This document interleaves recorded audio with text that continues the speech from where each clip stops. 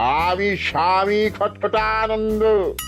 আমি জানতে পেরেছি তোর মনে সুখ নেই, তাই তো সেই সুদূর হিমালয় থেকে ছুটে এলাম। ও, আপনি কি করে জানলেন সাধু বাবা? ওরে পাগল ছেলের কথা শোনো। সন্তানের মনের কথা যদি জানতেই না পারি, তাহলে কিসের তপস্যা আর কিসের ধ্যান? কি জেনেছেন সাধু বাবা? 3 দিন ধরে মনে কোনো সুখ খুঁজে পাচ্ছি না, নানান রকম চিন্তায় জর্জরিত হয়ে রয়েছি।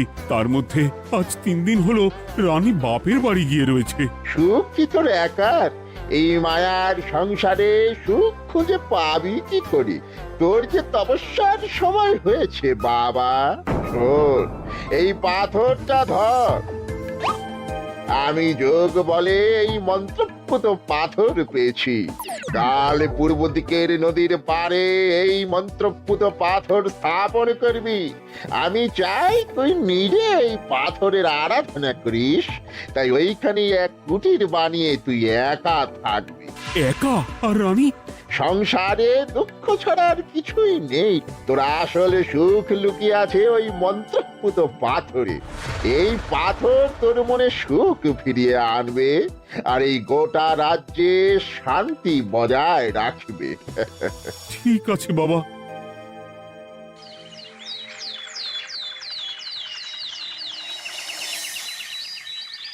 জয় বাবা খটখটানন্দের জয়।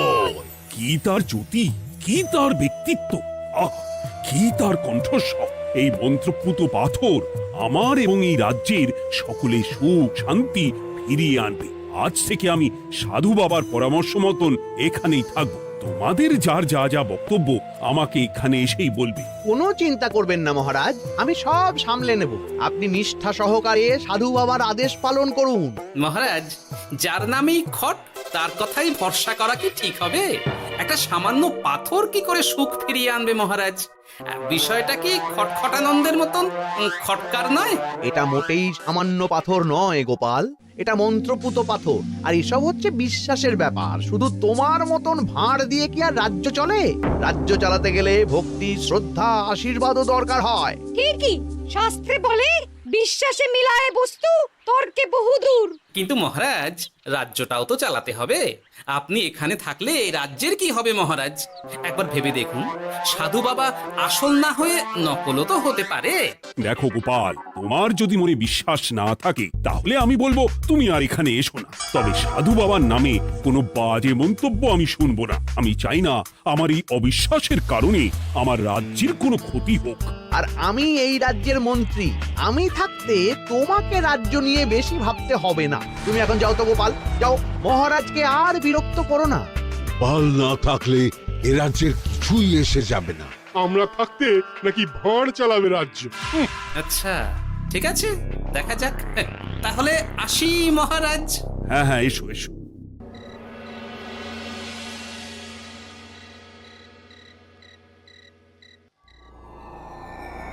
মহারাজ, রানী, তুমি ফিরে এসেছো? এ আমি কি শুনছি মহারাজ? আপনি নাকি প্রাসাদে ফিরবেন না ঠিক করেছেন? হ্যাঁ রানী, তুমি ঠিকই শুনেছ। আমি আর প্রাসাদে ফিরবো না। আমি এখানে থেকে ওই মন্ত্রপুত পাথরের আরাধনা করব। কে না কে এসে আপনাকে বলল আর আপনি প্রাসাদ ছেড়ে এই কুটিরে থাকবেন? আপনার শরীর খারাপ করবে মহারাজ, আপনি ফিরে চলুন। কে না কে নয় রানী, স্বামী খটখটানন্দ খুব বড় সাধু। উনি যোগ বলে আমার দুঃখের কথা জানতে পেরে সেই হিমালয় থেকে ছুটে এসেছেন আমাকে ওই পাথর দিতে। তুমি আমায় ফিরতে জোর করো না রানী। আর আপনার রাজ্য, আপনার প্রজারা, তাদের কি হবে মহারাজ? সে নিয়ে তুমি ভেবো না রানী, আমি এখানে বসেই মন্ত্রীকে দিয়ে সবটা সামলে নেব। তাহলে আমিও আপনার সাথে এখানে থাকবো। আপনাকে ছাড়া আমি প্রাসাদে ফিরবো না। তা হয় না রানী, সাধু বাবা আমাকে একা থাকতে বলেছেন। এসব ধ্যান যোগ আরাধনা একা করতে হয়। গোপাল সবটা জানে মহারাজ। আহ, আমার সামনেও নাম করবে না রানী। গোপালের কত বড় সাহস তুমি ভাবো একবার। ও বলে সাধু বাবা ভণ্ডও হতে পারে। আমার তখন ইচ্ছা করছিল ওর মাথার যে কটা চুল আছে সেটাও ছিঁড়ে নিতে। না না, আমি আর গোপালের মুখ দেখতে চাই না। আপনি উত্তেজিত হবেন না মহারাজ, আপনি বিশ্রাম করুন, আমি আবার কাল আসবো।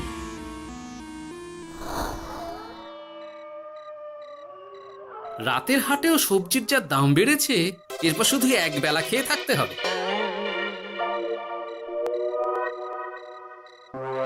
কি হে ভোলা, বাড়ি না গিয়ে এখানে বসে আছো কেন? দুঃখের কথা কি আর বলবো তোমায় গোপাল দাদা। বলোই না, শুনে দেখি। সামনে বর্ষা আসছে, বাড়ির ছাদটাও মেরামত না করলেই নয়। কিন্তু আমার কাছে তো এখন এত টাকা নেই, তাই ওই গিন্নির সাথে পরামর্শ করে গেলাম মহারাজের কাছে সাহায্য চাইতে। থামলে কেন, পুরোটা বলো। কি আর বলবো গোপাল দাদা, মহারাজের উত্তর শুনে আমি তো অবাক।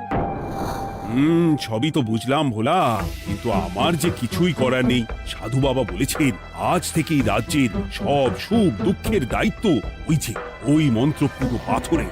তুমি চিন্তা করো না, এক কাজ করো, তোমার সমস্যার কথা গিয়ে ওই মন্ত্রপুত পাথরের কাছে জানাও। আর তোমরাও আজ থেকে তোমাদের যা চাওয়া পাওয়া আছে সব গিয়ে ওই পাথরকে জানাবে। হ্যাঁ, যা করার পাথরই করবেন।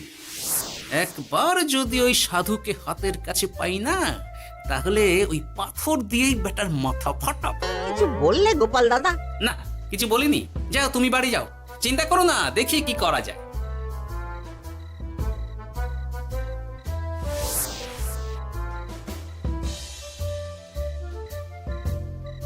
কি ব্যাপার, এত রাতে বটা ঘটা মন্ত্রীর বাড়িতে কি করছিল? কি বটা ঘটা, আজকে মন্ত্রী মশাইয়ের বাড়ি খাওয়া দাওয়া ছিল? খাওয়া ছাড়া কি অন্য কিছু আসে না তোমার মাথায়? চ চ চ, আমাদের অনেক কাজ আছে, চ। আরে এত তাড়া কিসের? বাবা, বটা ঘটার এত কি গুরুত্বপূর্ণ কাজ যে একেবারে ছুটে পালালো? না, ব্যাপারটা তো সুবিধের ঠেকছে না।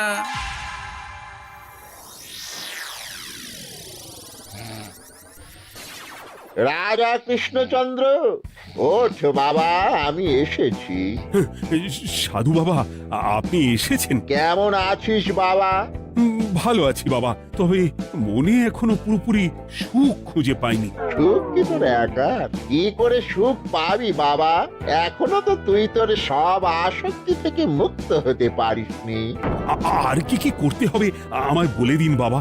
একটা কাজ বলবো, করতে পারবি?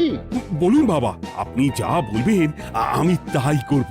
এই রাজপাট তুই ছেড়ে দে, এসব থেকে নিজেকে মুক্ত করে তুই তোর সাধনায় মন দে, দেখবি তার ফল তুই পাবি।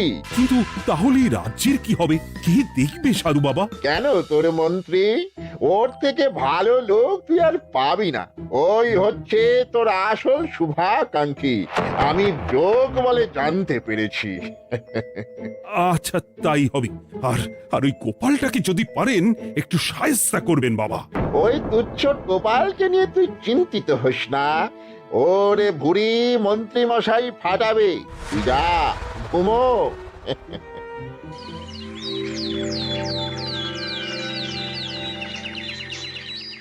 শোনো শোনো শোনো, আজ থেকে মহারাজ কৃষ্ণচন্দ্রের আদেশে এই রাজ্যের ভার এই রাজ্যের মন্ত্রীর। আর মহারাজ নিজে তার কুটিরে নিরিবিলিতে থাকতে চাইছেন। উনি চান না কেউ ওনাকে বিরক্ত করুক। তাই আজ থেকে যার যা সমস্যা সবাই মন্ত্রী মশাইকে জানাবে। মন্ত্রী মশাই যাকে যা বলবেন তাকে তাই শুনতে হবে। শোনো শোনো শোনো। না, মহারাজকে থামাতেই হবে, না হলে বড় বিপদ হয়ে যাবে। যাই।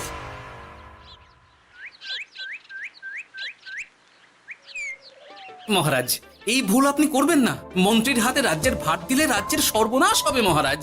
দেখো গোপাল, আমি যেটা করেছি সেটা ঠিক বুঝেই করেছি। আমার সিদ্ধান্ত আর বদলাবে না। আর এই বিষয় নিয়ে আমি তোমার সাথে কথাই বলতে চাই না। মহারাজ, গ্রামবাসীরা আপনার এই সিদ্ধান্ত খুশি মনে মেনে নেয়নি। সবার কথা একবার ভেবে তারপর সিদ্ধান্ত নিন মহারাজ। একজন বাইরের লোকের কথায় কোনো সিদ্ধান্ত নেবেন না দয়া করে। গোপাল, তুমি যদি সাধু বাবার সিদ্ধান্তে প্রশ্ন তোলার চেষ্টা করো তাহলে আমি বাধ্য হব মন্ত্রীকে বলে এই রাজ্য থেকে তোমায় বিতাড়িত করতে। একজন সেই হিমালয় থেকে আমাদের উপকার করতে এলো আর তুমি তার বিরুদ্ধেই কথা বলছো। ছি ছি গোপাল, ছি। মজা কি মজা, শুধু মুদ্রা শুধু মোহর, যেদিকে তাকাবো শুধু সোনার মোহর আর সোনার মোহর। তুমি কি পাগল হয়ে গেলে? এখনো হয়নি গিন্নি, তবে তবে এবার সত্যি সত্যি হয়ে যাব। এত সোনার মোহর একসাথে হাতে পেলে কেউ কি সুস্থ থাকতে পারে? আর বেশি দিন বাকি নেই যখন কৃষ্ণনগরের কোষাগারের মালিক হব আমি। আর মহারাজ, মহারাজকে ছেড়ে দেবেন? চিন্তা নেই, মহারাজ কিছুই করতে পারবেন না। তিনি এখন সাধু বাবার আদেশে পাথরের আরাধনায় ব্যস্ত। আর প্রহরীরা, তারা কিছু বলবে না? প্রহরীরা তো এখন আমার গোলাম। মন্ত্রীমশাই, মন্ত্রীমশাই, আমরা এসেছি। ওই তো ওরা চলে এসেছে। ওরা কি করবে? ওরাই তো কোষাগার লুট করতে আমায় সাহায্য করবে। রাজকোষাগার হবে শুধু আমার, আমার, আমার।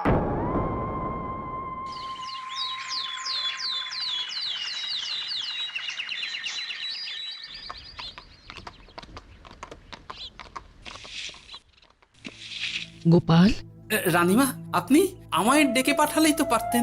রাজ্যটার যে কি হবে গোপাল? মহারাজের উদাসীনতায় মন্ত্রী তো সব লুটে পুটে একাকার করে ছাড়বে। তুমি কিছু একটা করো গোপাল। সে তো আমিও বুঝতে পারছি রানীমা, কিন্তু হাজার চেষ্টা করেও মহারাজকে বোঝাতে পারছি না। মহারাজ সাধু বাবার পাল্লায় পড়ে আর কিছুই বুঝতে চাইছেন না। এই রাজ্য আর মহারাজকে একমাত্র রক্ষা করতে পারবে তুমি গোপাল। কিছু একটা করো।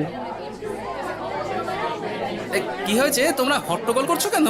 তুমি আর একটা বিহিত করো গোপাল দাদা, আমরা তো আর থাকতে পারছি না। তুমি এর এক বিহিত করো গোপাল। আচ্ছা, কি হয়েছে বলবে তো? মন্ত্রী মশাই সবার কাছ থেকে অগ্রিম কর চেয়েছে। সে প্রহরী পাঠিয়ে সবার বাড়ি বাড়ি বলে এসেছে দুদিনের মধ্যে অগ্রিম কর না দিলে সবাইকে ধরে কারাগারে ভরে দেবে। একে তো আমরা কোনো সাহায্য পাচ্ছি না, তার উপর আবার এই জুলুম কি করে মেনে নেব বলো তো গোপাল দাদা? আমাদের বাঁচাও গোপাল দাদা, আমাদের বাঁচাও, না হলে এই মন্ত্রীর জুলুমে আমরা সবাই মারা যাব। হ্যাঁ গোপাল, তুমি পারবে। কিছু একটা করো গোপাল, এই রাজ্যটাকে বাঁচাও। না, আর নয়, এবার এর একটা বিহিত করতেই হবে। শোনো, তোমরা সব নিজের নিজের বাড়ি যাও, আমি দেখছি কি করা যায়। মন্ত্রী দুদিনের মধ্যে কর চাইছে কেন? ওর আসল উদ্দেশ্য কি? না, বিষয়টার খোঁজ নিতে হচ্ছে। পুটি, এই পুটি। গোপাল দাদু, তুমি?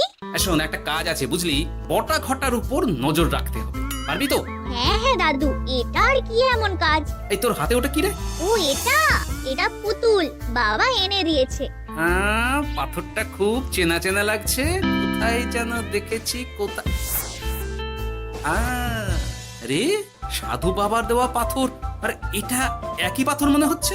এই তোর বাবা এটা কোথায় পেয়েছে রে? তা তো জানি না, তবে শুনেছি পাশের গ্রামে। বাহ, পাথরগুলো দেখতে তো খুব সুন্দর। এই সব পাথর তোমার? আজ্ঞে হ্যাঁ, আমি এই পাথরের মূর্তি বানাই। এই পাথর কি তুমি বিক্রি করো? না না, শুধু পাথর তো বিক্রি করি না। এটা কি? ও, ওটা ওটা আমি আমার সব পাথরের একটা চিহ্ন দিয়ে রাখি। এতে বোঝা যায় যে এই পাথরের মূর্তি আমার তৈরি। বাহ, চমৎকার কাজ করেছো। তোমাকে যে কি বলে ধন্যবাদ দেব তুমি জানো না। কৃষ্ণনগরের কত বড় উপকার তুমি করলে। গোপাল দাদু, ও গোপাল দাদু, গোপাল দাদু, গোপাল দাদু। কি ব্যাপার, এত সকাল সকাল? ভালো খবর এনেছিস মনে হচ্ছে। শুধু ভালো নয় দাদু, একেবারে গরম খবর। দাদু, রহস্য আমরা ফাঁস করে ফেলেছি দাদু। বলিস কি রে? শুনি শুনি। কাল রাতে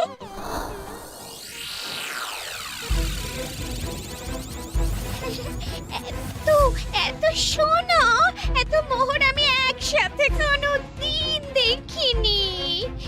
ও, এইসব আমাদের? হ্যাঁ গিন্নি, হ্যাঁ, এই সব আমাদের, সব। ওরে বাবা, আমার তো বিশ্বাসই হচ্ছে না, ভাবলেই গায়ে কাঁটা দিচ্ছে। রে বটা, আজ সাধু সেজে মহারাজের কাছে গেছিলি? হ্যাঁ, মহারাজ তো আজ প্রায় পা ছুঁয়ে প্রণাম করতে যাচ্ছিলেন, কোনো মতে ঠেকিয়েছি। বলেছি প্রণাম নেওয়া আমার গুরুর বারণ আছে। আর আমি তো আজ এমন ধোঁয়া দিয়েছি যে মহারাজ একেবারে কেসে কেসে অস্থির।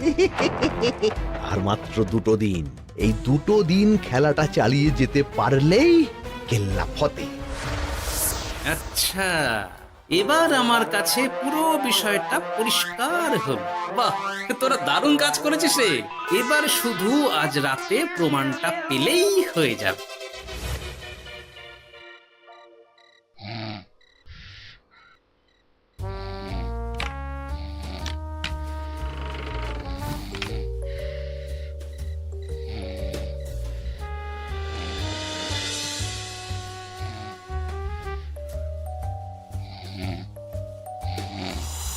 এই তো একে একে 2 মিলে যাচ্ছে। বাবা বাবা বাবা, এবার খেলা জমবে।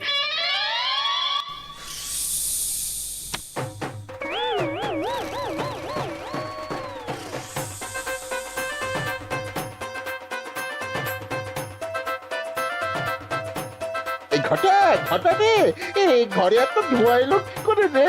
সত্যিই তো, এত ধোঁয়া এলো কি করে? ঘরে কি আগুন লাগলো নাকি রে? এই বটা, ওটা কি রে? হ্যাঁ, এ তো ভূত।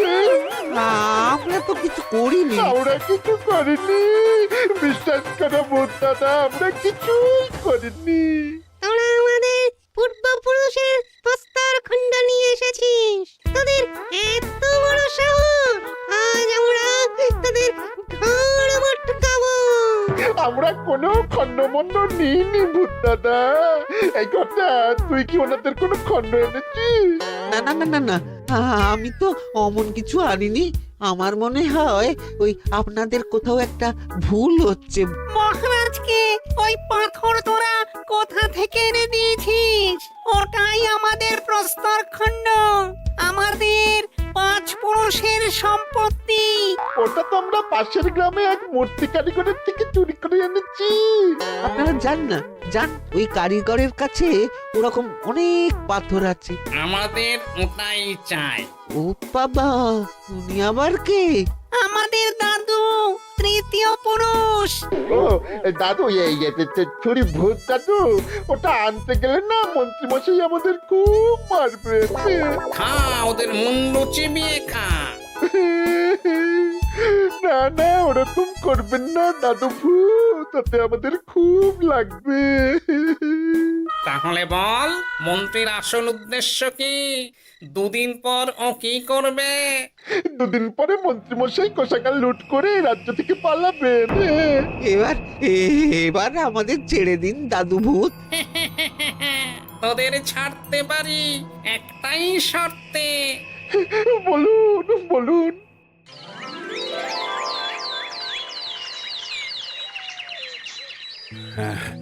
রাজ্যের পরিস্থিতি কি? প্রজারা সবাই ভালো আছে তো? হ্যাঁ মহারাজ, সেসব নিয়ে আপনি একদম চিন্তা করবেন না। বাবা, আপনি এসেছেন?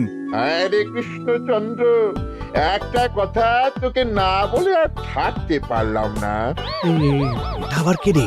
বলুন বাবা। এই মন্ত্রীকে এই রাজ্যের দায়িত্ব দিতে বলে আমি বড় ভুল করেছিলাম। আসলে এই মন্ত্রী হচ্ছে চোর। ও তোর কোষাগার ফাঁকা করে পালাবার মতলব করেছে। কি বলছেন বাবা? মন্ত্রী, উনি যা বলছেন সব সত্যি? না না মহারাজ, এই বটা কি হচ্ছে কি? বটা? তো তুমি সাধু বাবাকে বটা বলে ডাকছো কেন? আমি বলি কি বাবা, এই মন্ত্রীকে তুই শুলে দে। বটা, তুই থামবি? আমার খেয়ে আমায় ছুরি মারা? ওর কথা আপনি বিশ্বাস করবেন না মহারাজ। ও সাধু নয়, ও ভণ্ড। মানেটা কি? মন্ত্রী মশাই ঠিকই বলছেন মহারাজ। ও সাধু নয়, ও কৃষ্ণনগরের বটা। এসব আপনার আদরের মন্ত্রীর কাজ মহারাজ। মন্ত্রী আপনার রাজ্য লুট করার মতলব করেছে, তাই বটাকে সাধু সাজিয়ে আপনার মন জয় করে প্রথমে আপনাকে প্রাসাদ থেকে তাড়িয়েছে, তারপর রাজ্যপাট নিজের হাতে নিয়ে কোষাগার হাতিয়েছে। আর এই পাথর? এই পাথর কিসের গোপাল? পাথর? পাথর এই কারিগরের মহারাজ। উনি পাশের গ্রামে এই পাথর দিয়ে মূর্তি গড়েন। মন্ত্রী বটাকে দিয়ে এই পাথর চুরি করিয়েছে।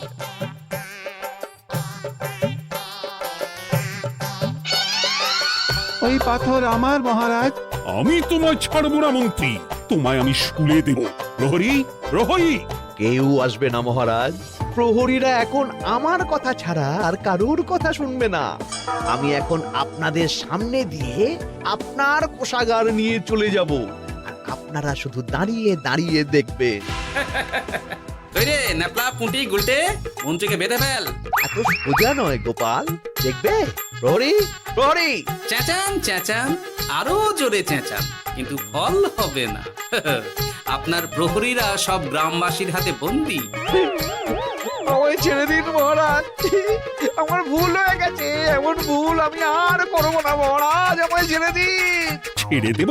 তোমার ব্যবস্থা আমি করছি। কিন্তু গোপাল, আমার মনের সুখের কি হবে? আমি কি আর সুখী হতে পারবো না? কেন পারবেন না মহারাজ? রাজার আসল সুখ তো তার প্রজার সুখে। একদম ঠিক কথা বলেছে গোপাল, প্রজার সুখেই রাজার সুখ। ঠিক গোপাল, ঠিক। তুমি না থাকলে যে আমার কি হতো? জয় গোপালের জয়। জয় গোপালের জয়।